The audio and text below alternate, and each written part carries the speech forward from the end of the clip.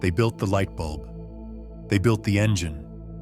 They built theory, language, tools, systems, philosophies, entire worlds that we now live in without question. Edison, Tesla, Ford, Da Vinci, Einstein, we call them geniuses, icons, revolutionaries. But the world forgets something critical. They weren't born with superpowers. They were born with minds, just like you. The difference wasn't in their biology. It was in their belief. They believed their thoughts meant something. They believed their ideas mattered. They believed that if they held an image clearly enough, the world would eventually bend to it. That belief, not talent, not education, is what set them apart. Joseph Murphy, author of The Power of Your Subconscious Mind, said something powerful. Great men are those who have used their subconscious minds in the right way to achieve greatness. He wasn't being poetic. He was being literal. Your subconscious mind is a creative engine. It takes the thoughts, feelings, and mental images you consistently feed it and turns them into your reality. It doesn't care whether those thoughts are good or bad. It simply says, yes. Yes, I agree. Let me go to work on that. And that's where most people get it wrong. They assume the subconscious mind is passive. They don't realize it's active 24/7, constantly shaping your experience based on your dominant beliefs. Murphy says, whatever your conscious mind assumes and believes to be true, your subconscious mind will accept and bring to pass. Read that again. Whatever you believe to be true, not just intellectually, but emotionally, deeply, becomes your experience. So when you believe I'm not like them, when you believe I'm just average, when you believe that kind of greatness isn't for me, your subconscious accepts it and it delivers on it. But when you believe, I am powerful, I am guided, I am connected to the same source of intelligence that moved through Edison, Einstein, and Tesla. Your subconscious says, all right, let's build that. Murphy believed that the only real separation between people was awareness.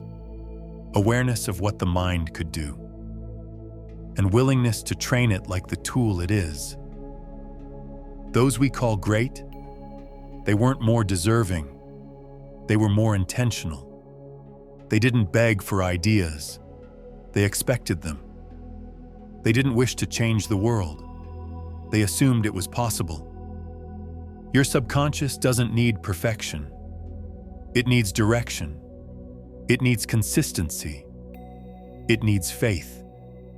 And most of all, it needs you to stop feeding it fear disguised as realism. Because here's the paradox. The same mind Edison used to invent light, most people now use to imagine failure. The same subconscious Einstein used to birth relativity, people now use to rehearse anxiety. That's still manifestation, just pointed in the wrong direction.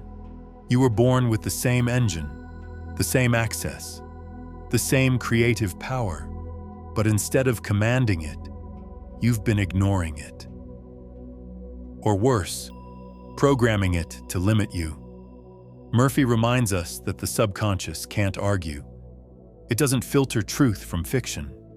It accepts whatever you tell it often enough, and then works to prove it true in your experience. That's not philosophy. That's physics, psychology, and energy, all working beneath your awareness. The greats didn't wait to feel ready. They didn't wait for permission. They acted from identity. They didn't say, I'll believe it when I see it. They said, I'll see it because I believe it. And that single flip, that reversal, is the core of every invention, breakthrough, and miracle this world has ever known. You don't need to change the world, but you do need to stop pretending you're not built like the ones who did.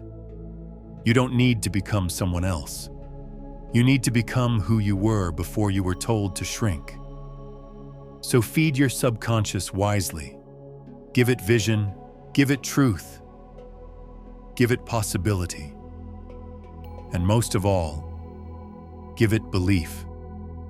Because the moment you start using it with intention, the world begins to reshape itself around you. They created the modern world using the same mind you've been taught to overlook. But it's still there, still waiting, still powerful. The only question left is, when will you stop ignoring it? When will you stop ignoring it?